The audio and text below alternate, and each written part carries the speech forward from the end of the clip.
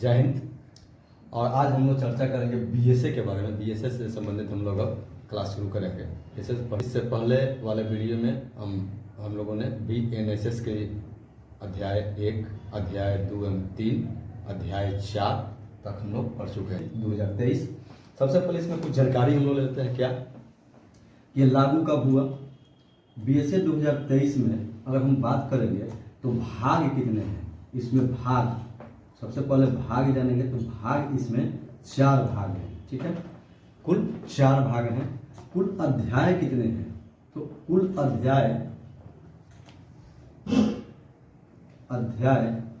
आपको 12 अध्याय में इसको पढ़ना होगा। धारा कितना है? तो कुल 170 धारा को हम लोग को बीएसए में पढ़ना होगा। ठीक है, बीएसए में कुल 170 धारा को हम लोग को पढ़ना होगा। इसके बाद 2023 में ये तैयार हुआ, राष्ट्रपति की मुहर लगी 2023 में, और 1 जुलाई 2024 को ये लागू हो गया। ठीक, तो ये अब 4 भागों का इस तरह से बाइफरकेट किए हुए हैं हम। देख लीजिए, भाग 1 है प्रारंभिक। भाग 1 में क्या है? प्रारंभिक। इसमें अध्याय जो होगा, इसमें 1 अध्याय है। भाग 1 में अध्याय 1 और धारा कितना है इसमें? धारा 1 एवं 2, 1 एवं 2 धाराएं हैं। भाग 1 में प्रारंभिक धारा अध्याय कितना है? 1 ही अध्याय है। और अध्याय 1 के अंदर धारा कौन कौन से होंगे? धारा 1 एवं धारा 2। इसी वजह से फिर भाग 2 तथ्यों की सुसंगति के बारे में चर्चा है। भाग 2 में उल्लेख किसका है? तत्वों की सुसंगति के बारे में उल्लेख है। इसमें अध्याय कितने हैं? अध्याय 1 ही है, अध्याय 2।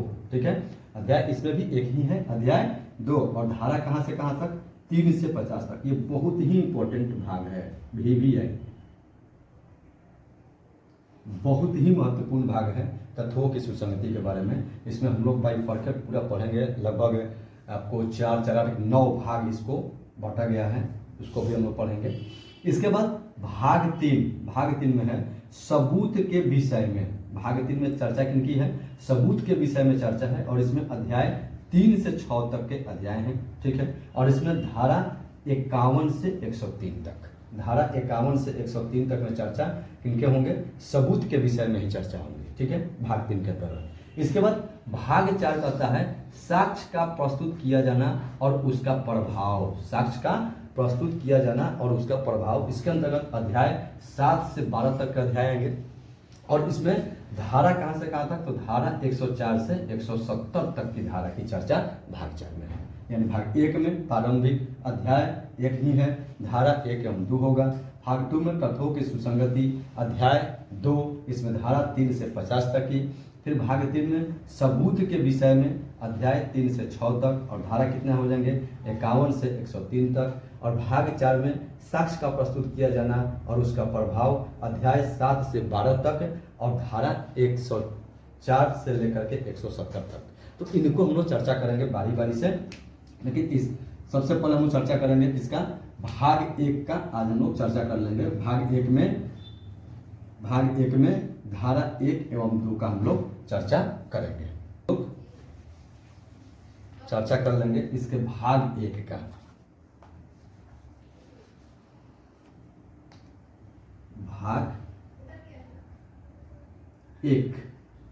भाग 1 में अध्याय कौन सा है? अध्याय 1 ही अध्याय है, अध्याय 1। और इसके अंतर्गत 2 धारा पढ़ना है हम लोग को। धारा 1 एवं धारा है। और हम लोग भाग 1 में हम चलेंगे। भाग 1 के अध्याय धारा 1 प्रारंभिक नाम एवं उसका विस्तार की चर्चा, विस्तार की बातें हैं। ठीक है, फिर धारा 2 में क्या है? डिफिनेशन है। धारा 2 में क्या है? डिफिनेशन है। तो धारा 2 में हम लोग डिफिनेशन आज जानेंगे, एक कहानी के माध्यम से जानने की कोशिश करेंगे। धारा 1 में प्रारंभिक नाम एवं विस्तार। ठीक है, तो आप जानिए गए कि भारतीय साक्ष्य अधिनियम 2023 इसका नाम है, संक्षिप्त नाम बीएसए है। ठीक है, अब आइए हम लोग जानेंगे अब इसका धारा 2। धारा 2 में क्लोज 1 और क्लोज 2, 2 क्लोज दिए गए हैं। और क्लोज 1 के अंतर्गत क्या है? परिभाषाएं हैं। परिभाषाएं कितनी परिभाषाएं हैं? 1 में परिभाषा दिया गया है। कुल 12 परिभाषा है, ठीक है। अब हम इसको क ख ठ तक है, ग घ अंग श छ ज झ य ट और ठ, ठीक है। ट और ठ इतना चर्चा करेंगे। इसको हम लोग ABCD में भी लिख सकते हैं। ABCDEFGHIJKL तक ले सकते हैं, यानी कुल 12 डिफिनेशन दिए गए हैं। अब इसको हम कैसे याद करेंगे? हम लोग इसके पहले BNSS में पढ़े थे कि BNSS में जो था, एक व्यक्ति अपना जमात लेने के लिए गया था, तो मान के चलिए, सपोज लेके चलिए कि उसमें जो पीड़ित है, पीड़ित न्याय मांगने के लिए जा रही है, तो कहाँ जाएगी पीड़ित न्याय मांगने के लिए? न्यायालय में जाएगी। कहाँ जाएगी पीड़ित न्याय मांगने के लिए? न्यायालय में जाएगी। तो BSA के 2 क्लोज 1 के क में किसका परिभाषा है? न्यायालय की परिभाषा है। तो पीड़ित कहाँ गई? न्यायालय में गई न्याय मांगने के लिए। तो वहां पर जो जज साहब बैठे हुए थे, जो न्यायाधीश बैठे हुए थे, वो कहे क्या कि तुम निश्चायक सबूत लाओ।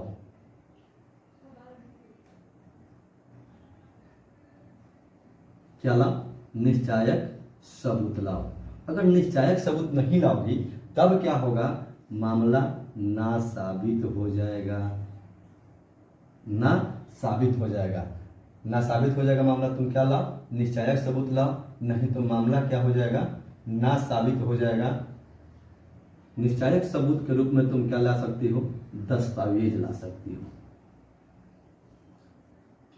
ठीक है। न्यायालय गई तो न्यायालय कहा कि निश्चायक सबूत लाओ, नहीं तो मामला ना साबित हो जाएगा, ठीक है। दस्तावेज लाओ, दस्तावेजी साक्ष्य लाओ, दस्तावेजी साक्ष्य लाओ।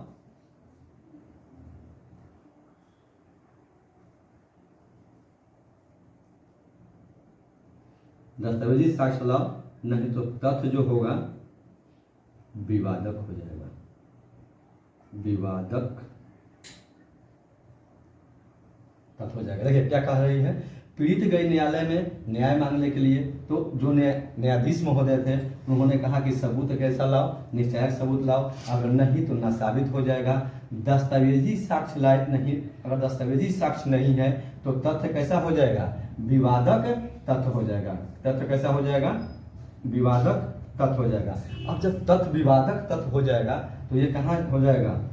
उपधारणा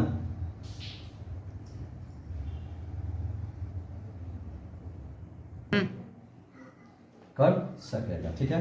उपधारणा कर सकेगा। एक बार फिर सही, न्यायालय गई, निश्चायक सबूत मांगा, अगर निश्चायक सबूत नहीं देगी तो ना साबित हो जाएगा।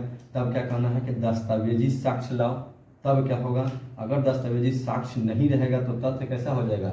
विवादक तथ्य हो जाएगा। तब न्यायालय क्या करेगी? उपधारणा कर सकेगा। क्या करेगा न्यायालय? उपधारणा कर सकेगा। अच्छा, ये यहाँ पर से, अच्छा है यहाँ पर लाइए, उपधारणा कर सकेगा। ज के बाद य ट और ठ, ठीक है। न्यायालय क्या किया? उपधारणा कर सकेगा। जब न्यायालय उपधारणा कर लेगा तब क्या होगा? साबित नहीं हुआ, नॉट प्रूफ, साबित नहीं हुआ, यानी साबित नहीं हुआ। जब उपधारणा कर लिया तो साबित नहीं, नॉट प्रूफ हो गया। साबित कब होगा? साबित कब होगा?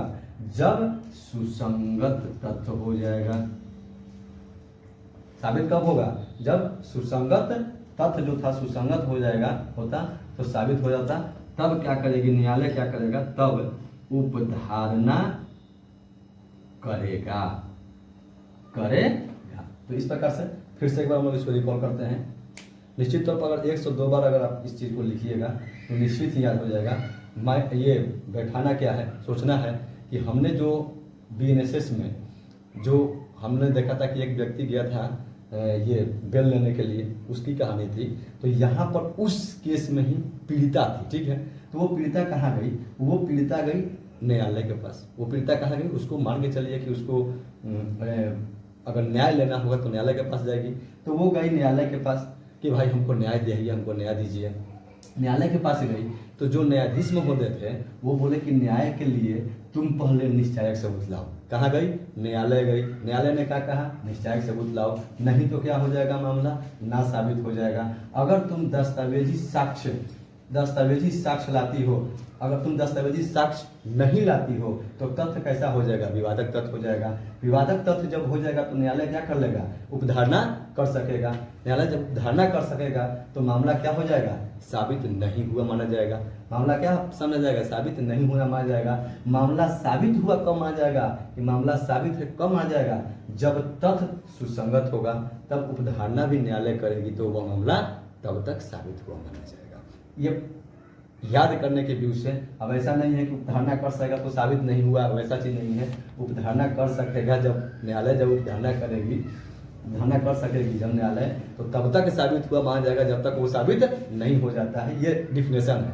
तो हम लोग बारी बारी से इसके डिफिनेशन भी याद करने की कोशिश करेंगे और अपने भाषाओं में। लेकिन ये इसमें से निश्चित तौर पर ही अगर हम लोग का जो एग्जाम होता है उस एग्जाम में से ऑब्जेक्टिव में एक आध क्वेश्चन आते हैं, ठीक है। अब इसका थोड़ा सा इंग्लिश भी चाहते हैं तो यहाँ कोट हो जाएगा, कंक्लूसिव प्रूफ हो जाएगा, न साबित डिसप्रूफ हो जाएगा, डॉक्यूमेंट हो जाएगा, एविडेंस हो जाएगा, फैक्ट हो जाएगा, फैक्ट इन इशू हो जाएगा, यहाँ पर हो जाएगा मे प्रिज्यूम्स, फिर नॉट प्रूफ, प्रूव, रिलीवेंट और सेल्फ प्रिज्यूम, ठीक है, सेल्फ प्रिज्यूम।